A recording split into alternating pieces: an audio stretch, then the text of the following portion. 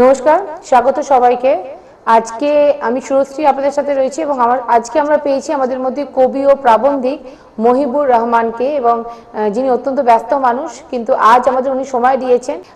সব বিষয় নিয়ে আলোচনা করব, অর্থাৎ দীর্ঘ লকডাউন গেছে অনেক দিন ধরে, এবং সেখানে কিন্তু কবিরা কেমন আছেন এবং সবকিছু বিষয়বস্তু আজকে আমাদের মধ্যে আছে। আপনারা অবশ্যই আমাদের সঙ্গে থাকবেন এবং দেখতে থাকুন। তো তার আগে আমি সব থেকে যেটা প্রথম আমার কাজ, যে মহিবুর রহমানকে অনেক অনেক স্বাগত এবং ধন্যবাদ অবশ্যই আপনাকে আমাদের স্টুডিওতে আসার জন্য, আপনার মূল্যবান সময় দেওয়ার জন্য। আপনি অত্যন্ত ব্যস্ত মানুষ, যদি কিছু বলে অনুষ্ঠানটি আপনি শুরু করেন। নমস্কার, শুভ সন্ধ্যা।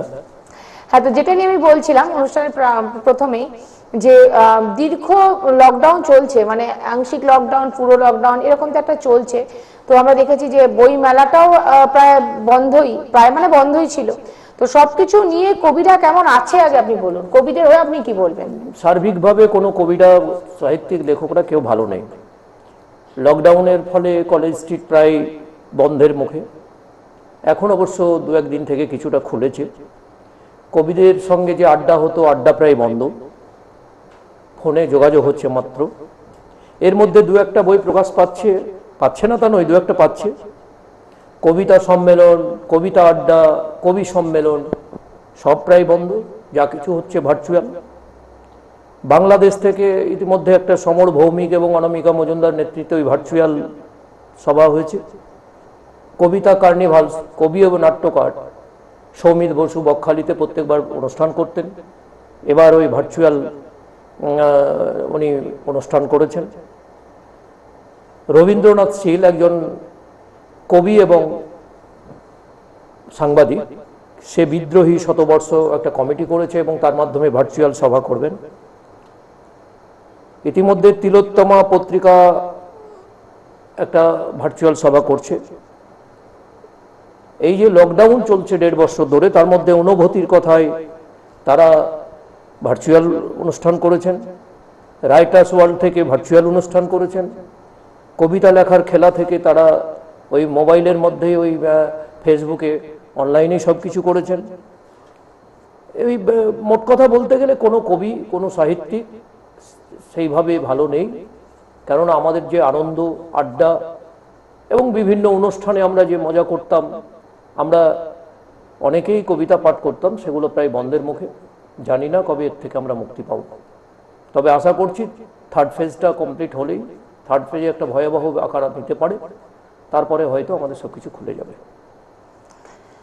তো সেটা তো অবশ্যই আপনি যেটা বলছেন, আমরা সবাই সেটা চিন্তিত সেই নিয়ে, যে তৃতীয় ঢেউ, এবং এই তৃতীয় ঢেউয়ের ভয়াবহতার পর আর যাতে সম্মুখীন আমাদের না হতে হয়, সেটা আমরা প্রতিনিয়তই হয়তো সবাই একই চাইছি।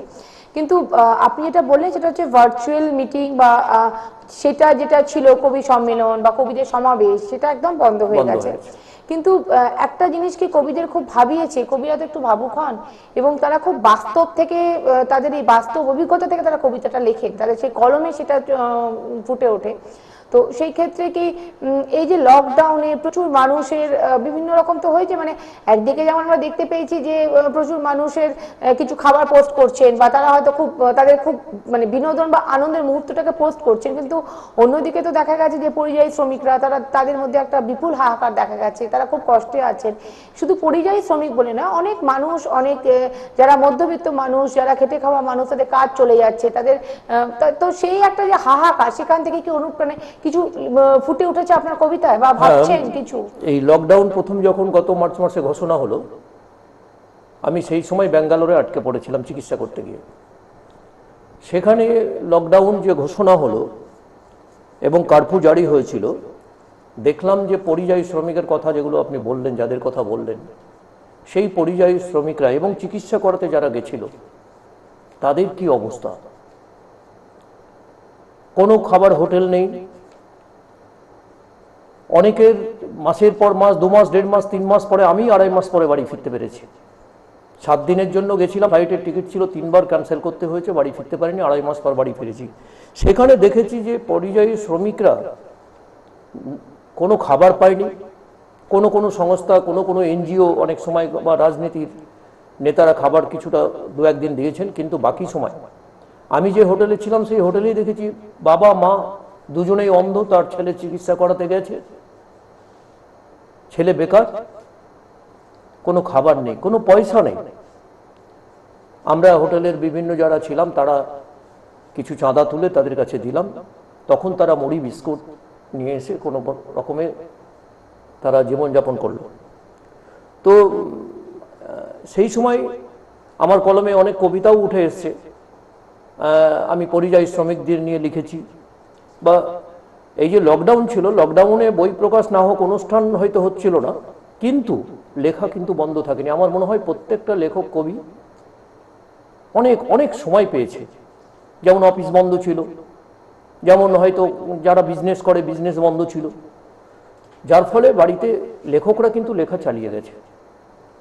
আমার এর মধ্যেই গত 9 ফেব্রুয়ারি, আমি ওই লকডাউনের মধ্যেই তৈরি হয়ে গেছিলাম। গত 9 ফেব্রুয়ারি আমার কৃষ্ণপদ ঘোষ মেমোরিয়াল হলে সূর্য সেন স্ট্রিটে আমার একটা বই প্রকাশিত হয়েছে এবং এই চ্যানেলেই আমার দেখানো হয়েছে 9 তারিখেই। তো পরিযায়ী শ্রমিকদের নিয়ে আরও বেশি তাদের যে দুর্বিষহ অবস্থা, তারা পশ্চিমবাংলায় সেইভাবে কাজ নেই, ঘরবাড়ি ছেড়ে কেউ কেরালা, কেউ তামিলনাড়ু, কেউ অন্ধ্রপ্রদেশ, কেউ দিল্লি, কেউ রাজস্থান, এবং তারও বাইরে, ইন্ডিয়ার বাইরেও যেভাবে শ্রমিকরা, পরিযায়ী শ্রমিকরা আছে, তাদের নিয়ে ভাবনা চিন্তা করা উচিত সরকারের, কেন্দ্রীয় সরকার এবং রাজ্য সরকারের উভয়ের। অবশ্যই।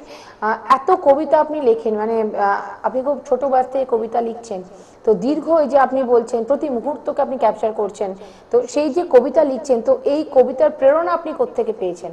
আমি প্রথমত স্কুল জীবনেই কবিতা লেখা শুরু করি।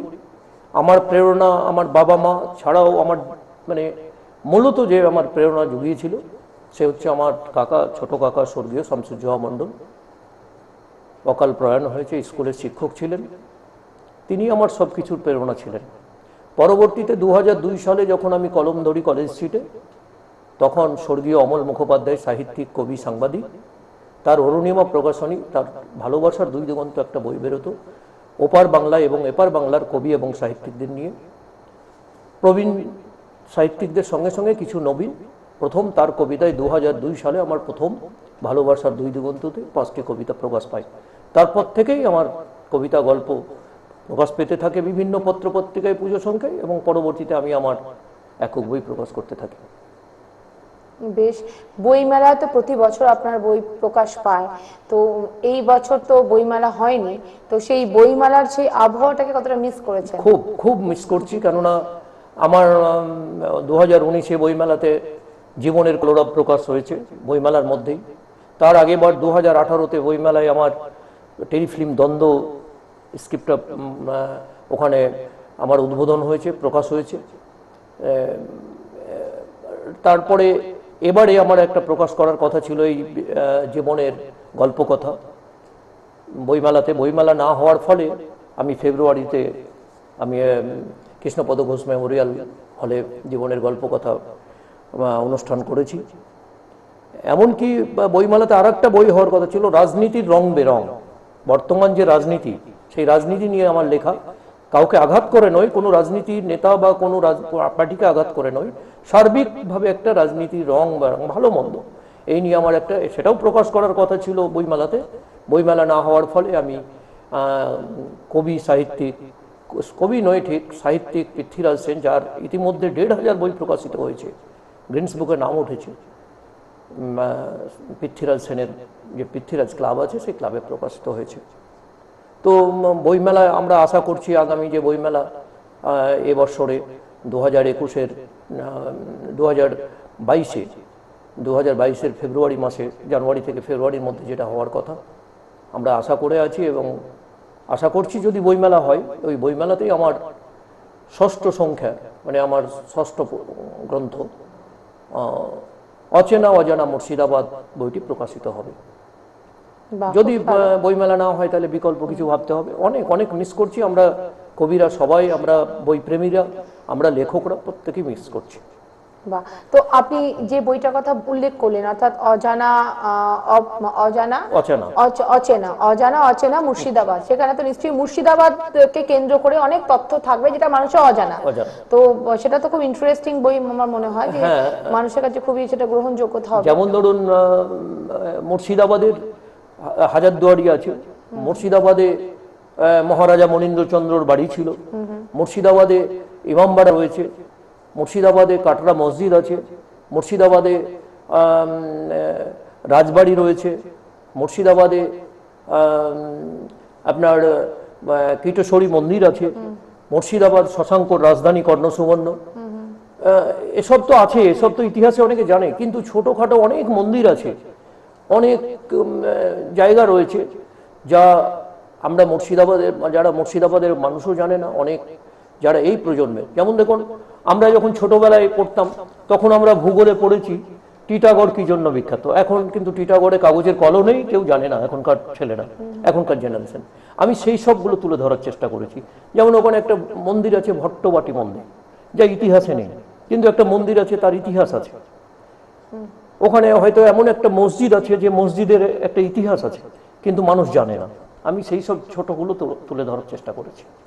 সেই জন্যই আপনার বইয়ের নাম মুর্শিদাবাদের অজানা মুর্শিদাবাদ, যেটা অজানা, মানে যেটা মানুষ চেনে না এবং জানে না, যেটা মানুষের অজানা এবং সেটা মানুষের অচেনা, সেই সমস্ত তথ্য আপনার বই থেকে পেয়ে যাবেন আশা করছি। তো সেটা খুব ভালো একটা প্রয়াস, এবং আমরা অপেক্ষা করে থাকবো যাতে সেই বইটা আমরাও পাই এবং আমরাও জানতে পারি, মুর্শিদাবাদকে আমরা পুরোপুরিভাবে চিনতে পারি।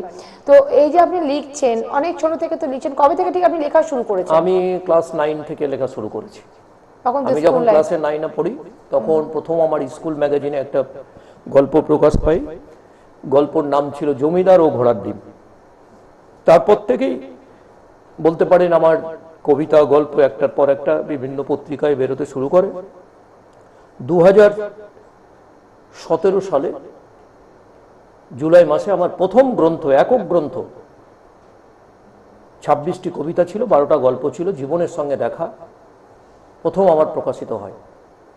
দ্বিতীয় বই আমার জীবনের গল্প, জীবনের ছায়াছবি, কলকাতা প্রেস ক্লাবে প্রকাশিত হয় 2018 8ই মে। তৃতীয় বই জীবনের কলরব, সেটা প্রকাশিত হয় বইমেলায়। চতুর্থ বই রাজনীতি রং বেরং প্রকাশিত হয় পৃথ্বীরাজ ক্লাবে। দ্বন্দ্ব আমার একটা টেলিফিল্ম, শর্ট মানে স্বল্প দৈর্ঘ্যের ছবি, সেটা কলকাতা বইমেলায় প্রকাশিত হয়। পঞ্চম সংখ্যা, মানে সংখ্যা হিসাবে ষষ্ঠ কিন্তু সংকলন পঞ্চম, জীবনের গল্পকথা গত 9 ফেব্রুয়ারি কৃষ্ণপদ ঘোষ মেমোরিয়াল হলে প্রকাশিত হয়। তো এই বই প্রকাশ, এত আপনি বই প্রকাশ হয়েছে, তো এই বই প্রকাশ সূত্রে আপনি কোথায় কোথায় গেছেন? মানে এটা কি আপনার পশ্চিমবঙ্গের মধ্যেই বই প্রকাশ হয়, কি আপনি বাইরেও করেন? না, আমার একটা বই প্রকাশ হওয়ার কথা রয়েছে বাংলাদেশে, আত্মকথন।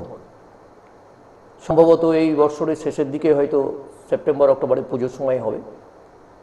ওখানে এক প্রকাশনীর সঙ্গে আমার কথা হয়েছিল, কারণ আমরা কবি সাহিত্য সভা করতে 2018 সালে প্রথম জানুয়ারি মাসে আমরা বাংলাদেশ গেছিলাম। আমাদের ইন্ডিয়া থেকে 32 জন আমরা লেখক লেখিকা গেছিলাম শ্যামলকান্তি দাসের, কবি শ্যামলকান্তি দাসের নেতৃত্বে। সেখানে প্রথম আমাদের টাঙ্গাইলে 3 দিনের একটা কবি সমাবেশ ছিল। সেখান থেকে আমরা গেছিলাম ময়মনসিং একদিনের কবি সম্মেলন ছিল। তারপরে আমরা ঢাকায় কবিদের সম্মেলন করে ফিরে আসি। দ্বিতীয়বার আমি 2020 জানুয়ারি মাসেই গেছিলাম 1 তারিখে, গিয়ে আমরা 10 তারিখে ফিরে আসি। ঢাকাতে আমাদের একটা প্রোগ্রাম হয়েছিল। ঢাকা থেকে আমরা গেছিলাম চট্টগ্রাম থেকে কক্সবাজার, সেখানেও আমাদের অনুষ্ঠান হয়েছে। বাংলাদেশে অনেক লেখক লেখিকাদের সঙ্গে আমাদের পরিচয় হয়েছে। এখনো লকডাউনের ফলে এবারে প্রোগ্রাম আমাদের জুলাই মাসে প্রোগ্রাম ছিল, ক্যান্সেল হয়েছে। গত জানুয়ারিতে প্রোগ্রাম ছিল, ক্যান্সেল হয়েছে, আমরা যেতে পারছি না। অনেক 2-1 জন বাংলাদেশ থেকে ভার্চুয়াল অনুষ্ঠান করেছে। প্রবীণ কবি বদরুল আহসান খান ওখান থেকে আমার 5টা কবিতা পাঠ করেছে। পুরাতন পাতা একটা পত্রিকা, তারা এখান থেকে আমার লেখা নিয়ে ছেপেছে। এইভাবেই মানে বাংলাদেশের সাথে আপনার একটা নিবিড় যোগ রয়েছে। একটা নিবিড় যোগ আছে, নিয়মিত যোগাযোগ আছে ওখানকার কবি লেখকদের সঙ্গে। তো এই বাংলাদেশে তাহলে আপনি নিয়মিত যান, মানে ওখানে কবিদের সাথে বা ওখানে কবিতার যে মানে আপনার যে কবিতা রয়েছে বা আপনার যে কবিতার বই প্রকাশ পায়, তো সেই আপনি যেটা বললেন যে ওখানে কবিতা পাঠ হয়, আপনার কবিতা পাঠ হয়, তো সেটা একটা তো সেই মানে সেই পাঠকের চাহিদাও রয়েছে তাহলে, মানে আপনার কবিতার চাহিদা রয়েছে। আছে ওখানে বেশ কয়েকজন আছে, রুহেল মুক্তরা মক্তা, ওখানে আছে মুজাম্মেল বিন রমজান, ওখানে রয়েছে বাপি দাস একজন, ওখানে প্রবীণ লেখক আছে আপনার মোহাম্মদ নুরুল হুদা, ওখানে মাহমুদ কামাল, ওখানে রয়েছেন এখন নিউ ইয়র্ক প্রবাসী সালেম সুলেডি, বহু লেখক লেখিকার সঙ্গে, নাদিরা, তাদের সঙ্গে আমাদের নিয়মিত যোগাযোগ আছে। তারা গত 2020 যে জানুয়ারি মাসে আমি গেছিলাম, সেখানে ঢাকাতে যে অনুষ্ঠান হয়েছিল বিজ্ঞান ভবনে, বাংলাদেশের মানে প্রযুক্তি এবং বিজ্ঞান মন্ত্রী ইয়াফেস উসমান আমাকে পুরস্কার তার হাতে তুলে দেন।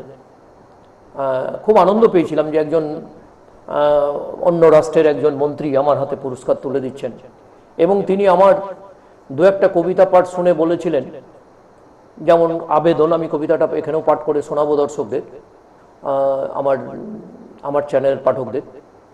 আবেদন একটা কবিদের মানে কলম নিয়ে, আগুন নিয়ে, এসব নিয়ে একটা কবিতা ছিল, সেটা পাঠ করেছিলাম। আমি প্রশংসা পেয়েছিলাম মন্ত্রী সহ, মোহাম্মদ নুরুল হুদা এবং যারা উপস্থিত ছিলেন। তো বাংলাদেশের সঙ্গে একটা আন্তরিকতা আছে, বাংলাদেশের সঙ্গে একটা নিয়মিত যোগাযোগ আছে, বেশ ভালো লাগে। যেতে পারলে আরো ভালো লাগতো, কিন্তু এখন যেতে পারছি না। দেখি তৃতীয় ঢেউয়ের পর যদি আবার। হ্যাঁ, অবশ্যই, সেটা তো আপনি অবশ্যই যাবেনই।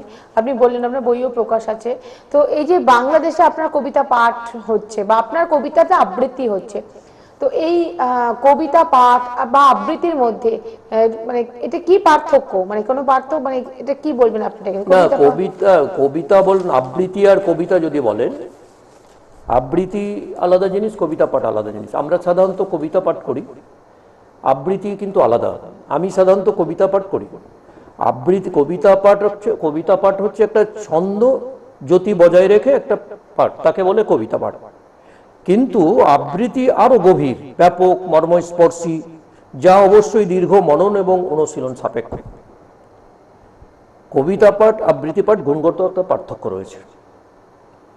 আবৃত্তি সাধারণ ধারণায় শ্রোতার সম্মুখে কোনো কবিতা বা বক্তব্য ইত্যাদি আকর্ষণীয় ভঙ্গিতে উপস্থাপন করা হয়, কিন্তু আবৃত্তি হচ্ছে বিশেষ্য পদ, পাঠ, অভ্যাসের নিয়মিত বারংবার পাঠের যে ছন্দভাব ইত্যাদি ব্যঞ্জন সহকারে পাঠ আর কি, প্রকাশ্যে পাঠ, পুনঃ পুনঃ আগমন, সেটাকে বলে আবৃত্তি। একটা মূলগত পার্থক্য রয়েছে। বাহ, তো সেটা আমার মনে হয় অনেকেই মানে কবিতা পাঠ, অনেকেই কবিতা পড়ে, কবিতা পড়া যেটা সেটাকে কবিতা পাঠ বলা হয়, কবিতা পাঠ বলে। কিন্তু সেটা আবৃত্তি, এটা আপনি বলছেন সেটা একটু, সেটা অন্যরকম। আবৃত্তি একটু ছন্দ থাকে, অবশ্যই একটা আরো গভীর যেতে হয় আর কি, একটা ছন্দ থাকে, একটা মর্মস্পর্শী, মননশীল থাকে, তার গুণগত, যেমন একটা কণ্ঠস্বরটা আমি আবৃত্তি একটা যে পাঠ করে দিলাম, এমনি সাধারণ গল্পের মতো কবিতা বলুন যে একটা গল্প পাঠ করে দিলাম, কিন্তু আবৃত্তিতে তার একটা ছন্দ ভাব থাকে। আচ্ছা, এই যে ডিজিটাল যুগ তো এখন এক প্রকার, কারণ এখন মোবাইল, কম্পিউটার, ল্যাপটপ সবার হাতে হাতে, মানে সবটাই চলে গেছে। এখন ক্লাস হচ্ছে অনলাইনে, বাচ্চারা অনলাইনে পড়াশোনা করছে। তো এই একটা ডিজিটাল যুগে মানুষ কতটা কবিতা পড়ছে বলে আপনার মনে হয়, মানে কতটা? আপনি দেখুন, আমরা অনেক সময় মনে করছি বই এখন পড়ে না, ভুল ধারণা। হ্যাঁ, সেই অনুযায়ী আগে যেমন একটা পার্সেন্টেজ ছিল, 90% লোক বই পড়তো, এখনকার জেনারেশন সেখানে কিন্তু হয়তো দেখবেন 30% বই পড়ছে। কিন্তু যারা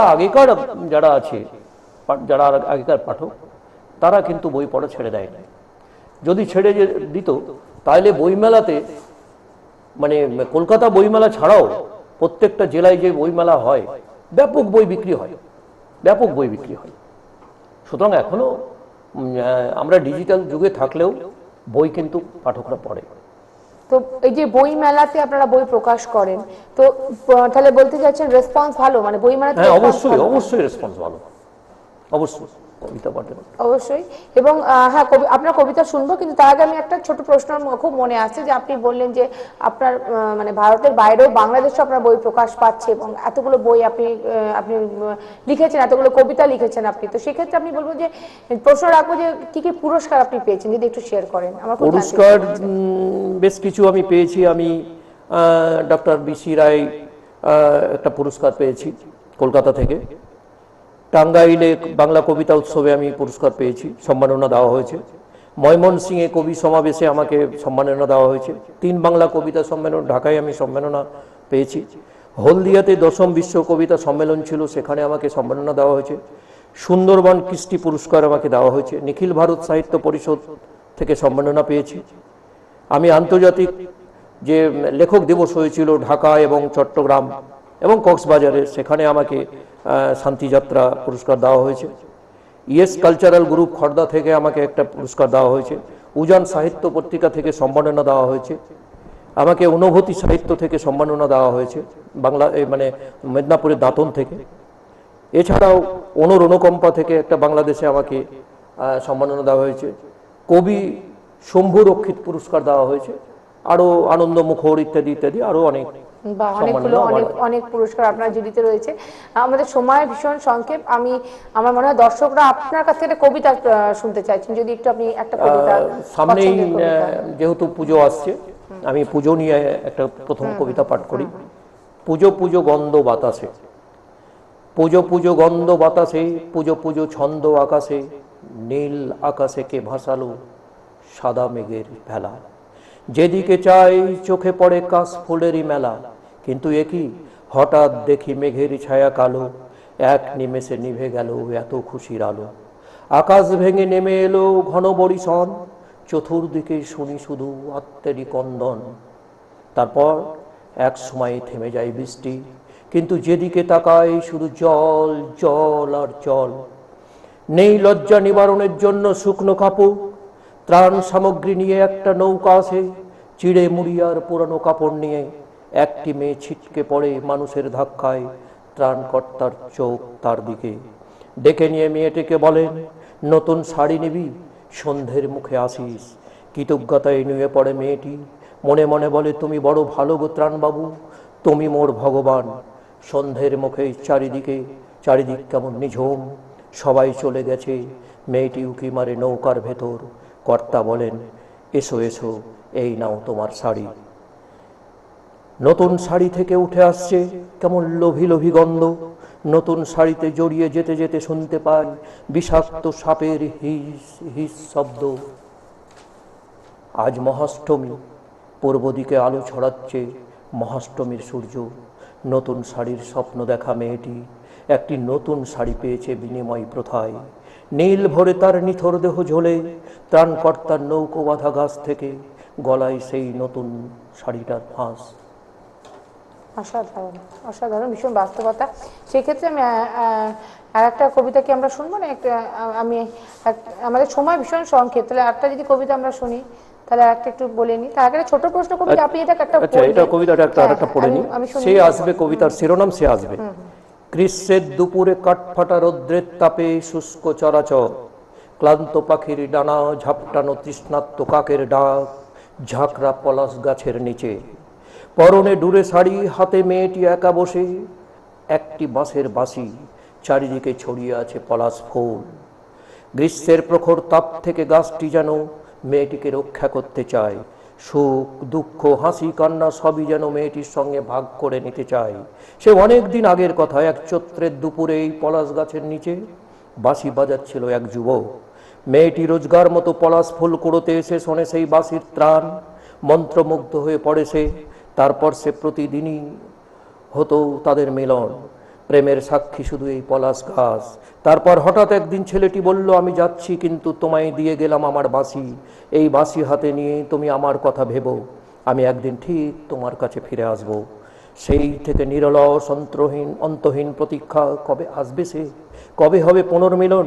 সেই আকাশ, সেই বাতাস, সেই ধুধু প্রান্তর, সেই পুষ্পরাঙা পলাশ গাছ, সবই তেমনি আছে, নেই শুধু মন কেমন করা। বাঁশির টানে প্রেমিকের আহ্বান, কিন্তু মন বলে সে আসবে, সে আসবে, সে আসবে। খুব সুন্দর। একটা ছোট্ট প্রশ্ন রাখবো যে দুর্বার মহিলাদের নিয়ে আপনি অনেক কবিতা লিখেছেন, তো ছোট্ট করে যদি একটু বলে দেন। হ্যাঁ, দুর্বার কবিতা নিয়ে দুর্বার মহিলা থেকে আমি তাদের খবর করেছিলাম। অনেকেই দুর্বার যে একটা মহিলা, যে ওদের সমন্বয়ে একটা কমিটি আছে, এতে শুধু মানে যে যৌনকর্মীরা থাকে তা নয়, 30% যৌনকর্মীরা থাকে, তার সঙ্গে local MLA, local MP, local চিকিৎসক, বুদ্ধিজীবীদের নিয়ে একটা কমিটি করা হয়। তারা এখন এই পেশায় গেলে, এই পেশায় কোনো যৌন পল্লীতে, কোনো নিষিদ্ধ পল্লীতে যেতে গেলে প্রথমতে প্রত্যেক দিন ওই দুর্বার থেকে তাদের কয়েকজনকে, যারা বয়স হয়ে গেছে, আগে যৌনকর্মী ছিল, তাদের নিয়োগ করা হয়েছে কিছু টাকার বিনিময়ে। তারা পাড়ায় পাড়ায় প্রত্যেক দিন ঘুরে কার কি চিকিৎসা, মারাত্মক কোনো অসুখ হচ্ছে কিনা, এবং মানে কোনো নাবালিকা সেখানে চলে এসছে কিনা, তাকে প্রথম নতুন মেয়ে দেখলে তাকে আগে টেক আপ করা হয়, তারপরে জিজ্ঞেস করা হয় সে স্বেচ্ছায় এসছে না তাকে কেউ মানে বিক্রি করে দিয়েছে বা ব্ল্যাকমেল করে নিয়ে এসছে। যদি ব্ল্যাকমেল হয় বা এ বাড়ি যেতে চাইলে বাড়ি, নাই হোমে দিয়ে দেওয়া হয়। যদি তার অল্প বয়স হয়, মেডিকেল টেস্ট হয়, মেডিকেল টেস্টে যদি দেখা যায় সে নাবালিকা, তাহলে তাকে হোমে পাঠিয়ে দেওয়া হয়, নাই বাড়ি পাঠিয়ে দেওয়া হয়। তো দুর্বার দারুণভাবে কাজ করছে।